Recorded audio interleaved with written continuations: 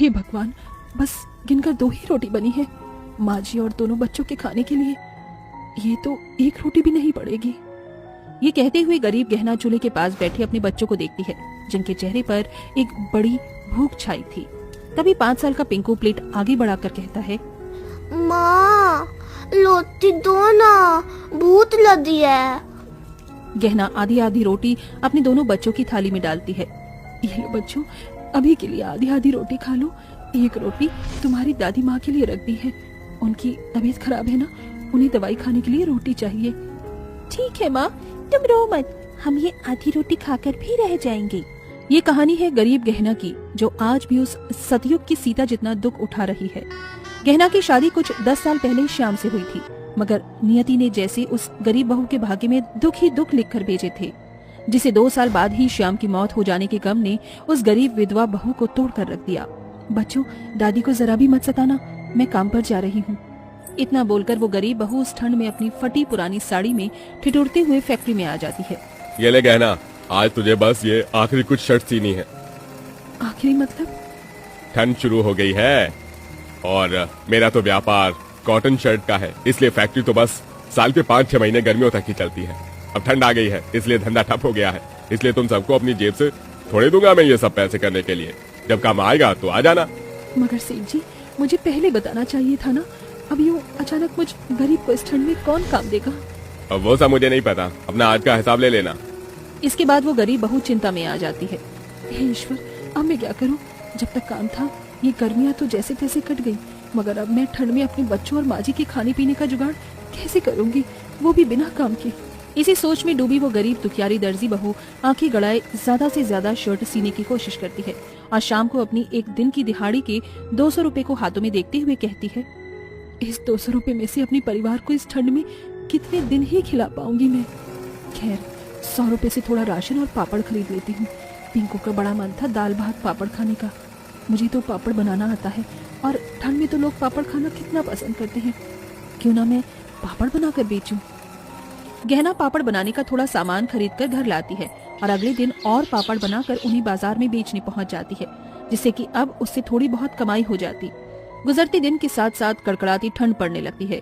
उस दिन भी गहना बाजार में बैठकर पापड़ बेच रही होती है। पापड़ ले लो, पापड़, स्वादिष्ट आलू पापड़, बेसन पापड़। आओ भैया जी, भाभी जी ले जाओ पापड़। कितनी बर्फीली हवा बह रही है, ये ठंडी हवा तो तीर की तरह हड्डियों में चुभ रही है, बड़ी ठंड लग रही है। उस रोज वो गरीब बहू सारा दिन बाजार में बैठी रहती है, मगर उसका एक भी पापड़ नहीं बिकता। ऐसे में वो अपनी पापड़ की टोकरी उठाकर ठंड में ठिठुरती अपनी झोंपड़ी में लौट आती है और लड़खड़ाते हुए धड़ाम से गिर जाती है। माँ, माँ क्या हो गया?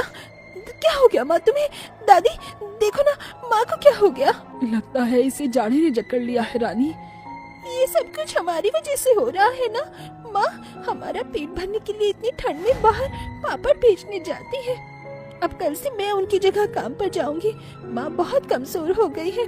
रानी की इस बात को सुनकर गहना डबडबाई आंखों से उसे एक टक देख कर कहती है, मेरी बच्ची, मैं तो तुझे बता भी नहीं सकती कि जिसे तू ठंड से बचाने की कोशिश कर रही है, तेरी वो विधवा माँ बस इस दुनिया में कुछ दिनों की मेहमान है। कैसे कहूँ कि ये कैंसर की बीमारी मुझे अंदर ही अंदर खाई जा रही है। अगले दिन रानी पापड़ बेचने बाजार जाती है। ऐसे ही कई दिन बीत जाते हैं। कितना आवाज लगा रही हूँ मैं लोगों को, मगर कोई भी मुझ गरीब से पापड़ नहीं खरीद रहा। लगता है मुझे कोई दूसरा काम ढूंढना पड़ेगा। पापड़ न बिकने की वजह से रानी अगले दिन द्वार द्वार काम के लिए भटकती है, पर बेचारी बच्ची को गरीब देखकर कोई भी उसे काम पर नहीं रखता और वो श्रद्धा का दरवाजा खटखटाती है। नमस्ते मैडम जी, मेरा नाम रानी है, आपके घर में कोई काम है तो मुझे रख लीजिए। 8 साल की मासूम रानी की स्थिति को देखकर श्रद्धा को उस पर दया आ जाती है और वो उसे काम पर रख लेती है। रानी जैसे ही अंदर आती है तो उसे बड़ी गर्माहट मिलती है। वो झाड़ू लेकर काम पर लग जाती है, जहाँ कमरे में श्रद्धा के दोनों बच्चे अंश और रूही मखमली रजाई ओढ़े पिज्जा खा रहे थे। देखो अंश, मेरा पिज्जा का स्लाइस तुमसे ज्यादा बड़ा है, कितना मजा आ रहा है खाने में। मेरे पास तो एक और पिज्जा का डिब्बा है, मैं तो उसे मजे लेके खाऊंगा रूही। अंश भैया देखो, वो गरीब लड़की हमें कैसी देख रही है। ए लड़की, चल भाग हमारे बेडरूम से। बेचारी बच्ची आंसुओं के साथ कमरे से निकल जाती है और काम खत्म करके घर लौट आती है, जहाँ वो देखती है कि बर्फीली तूफान की वजह से उसकी झोपड़ी की फूस जगह जगह से खिसक चुकी है। झोपड़ी के अंदर उसकी बीमार माँ, बूढ़ी दादी और भाई पिंटू फटे हुए कंबल में लिपटे थे, जिसमें उनको बहुत ठंड लग रही थी। मेरी बच्ची आ गई तो मेरी वजह से बहुत दुख उठाना पड़ रहा है ना तुझे। ऐसे ही दिन बीते और अब सड़क से लेकर बाजार नए साल के लिए सज धज कर तैयार हो जाते हैं। बिना स्वेटर के काम पर जाने की वजह से रानी बिस्तर पकड़ लेती है। ऐसे में वो गरीब बहू हिम्मत जुटाकर खुद काम पर जाती है, जहाँ श्रद्धा का आलीशान बंगला हर सुख सुविधा से भरा था। तुम कौन हो?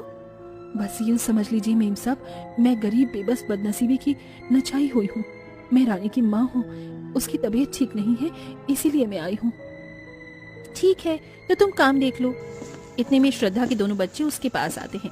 मम्मी मम्मी चलो ना मम्मा, आपको कहा था कि आज हम नए साल की शॉपिंग के लिए जाएंगे। अच्छा बाबा चलती हैं। चलो ये बताओ मेरे दोनों बच्चों को क्या क्या चाहिए? मम्मी मुझे न्यू ईयर के लिए बारबी वाली फ्रॉक चाहिए और मुझे जीन्स और फर वाली जैकेट। श्रद्धा जल्दी करो, वी आर गेटिंग लेट बाबा। जानती हो ना, हमें न्यू ईयर की पार्टी थ्रू करनी है, उसके लिए भी सारी चीजें देखनी है। ठीक है बाबा चलो। श्रद्धा अपने बच्चों और पति के साथ नए साल की शॉपिंग के लिए चली जाती है और अपनी गरीबी और किस्मत पर रोती हुई गरीब गहना काम करती है। ये नया साल तो बस अमीरों के लिए खुशियाँ लेकर आता है, हम गरीब के लिए बस दुविधा ही लाता है। ये नए साल की सौगात बस उन्हीं के लिए है जिनकी जेब नोटों से भरी है। कुछ देर के बाद श्रद्धा अपने बच्चों और पति के साथ खुशी से ढेर सारी शॉपिंग बैग्स के साथ घर लौटती है। मेम साहब, मैंने सारा काम खत्म कर दिया, अब मैं जाऊँ? हाँ जाओ, कल 31 दिसंबर है तो जरा जल्दी आना। नए साल की पार्टी हमने कल रखी है और परसों नए साल के दिन तुम्हारी छुट्टी रहेगी क्योंकि हम घूमने जा रहे हैं। जी मालकिन। ये बोलकर वो गरीब बहू ठंड में ठिठुरते हुए सड़क पर चलने लगती है, जहाँ हर इंसान गर्म स्वेटर जैकेट पहने 2 दिन पहले से ही नए साल की पार्टी मना रहा था। कोई अपनी बड़ी गाड़ी पर रखकर केक काट रहा था तो कोई बहुत सी खुशियाँ खरीद कर अपने घर ले जा रहा था। सोचा था कि इस साल कुछ पैसे जोड़कर बच्चों के लिए नए साल पर केक बनाऊंगी, माँ जी के लिए स्वेटर खरीदूंगी, मगर कुछ भी ना हो सका। इस साल ने भी गम और दुख के सिवा कुछ भी नहीं दिया। जैसे ही गहना झोपड़ी में पहुंचती है तभी पिंकू बड़े आस के साथ उसे देखता है।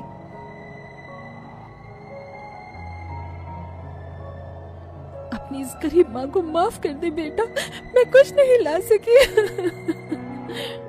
अगले दिन गहना बड़े बोझ भरे मन के साथ काम पर आती है और नए साल की दावत का खाना बनाती है, पर जाते जाते श्रद्धा उसे एक लिफाफा और कुछ गर्म कपड़े देती है। गहना ये लो, ये कुछ गर्म कपड़े तुम्हारे बच्चों के लिए। बहुत बहुत शुक्रिया मेम साहब, मगर ये लिफाफा, इसमें क्या है? खुद ही खोल कर देख लो। जैसे ही गहना लिफाफा खोलती है तो उसमें 5100 रुपए देखकर वो खुश हो जाती है। रख लो गहना, ये तुम्हारी मेहनत की है। तुमने अपने परिवार को छोड़कर सारा दिन मेरे घर को दिया, तो मेरा भी तो फर्ज बनता था। काश कि मेम साहब हर अमीर आदमी आपके जैसा दिलदार होता तो हर गरीब नया साल मना पाता। इसके बाद वो गरीब बहू अपने घर जाती है और अगले दिन अपने बच्चों के साथ नया साल मनाती है।